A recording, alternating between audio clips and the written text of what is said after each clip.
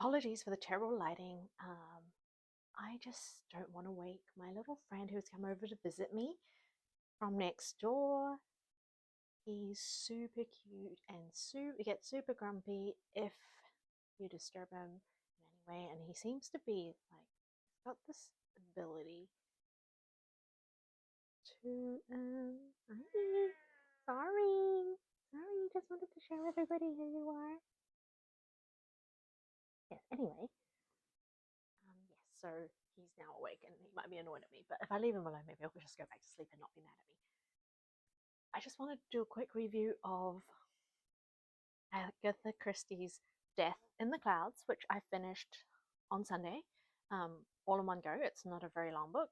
So this is one of her Hercule Poirot series, and it's set on a plane flying from France to England, not to London, but to Croydon. So it's not a very long flight. And it's set in the 1930s. Sorry.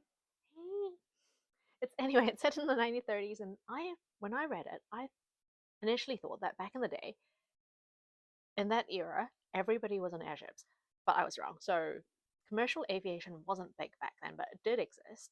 It didn't really take off until the 1950s or 60s, but obviously the very rich were able to take a plane. But one of the passengers gets murdered halfway somewhere across the channel, and so everybody in that car of the airplane becomes a suspect. And so Poirot has to work with the French police and the British police to solve this murder. I actually really liked this because he was working with people who were more or less on the same wavelength as him, rather than. I think I definitely preferred this to Murder on the Orient Express, which was the first Agatha Christie I read. Anyway, the side characters are really interesting.